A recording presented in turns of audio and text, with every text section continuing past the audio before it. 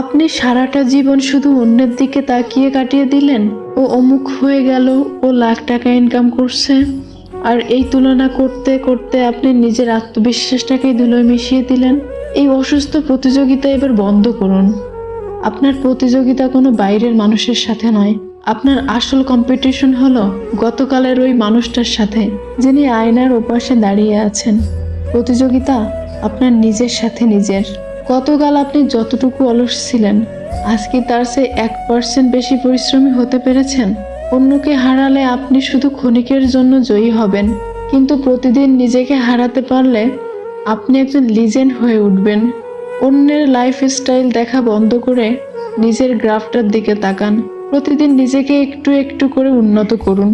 গতকালের চেয়ে আজ আপনি যদি একটু হলেও নিজের উন্নতি করতে পারেন, তাহলে দেখবেন এই একটু একটু করেই আপনি একদিন সাফল্যের সর্বোচ্চ পর্যায়ে চলে গিয়েছেন।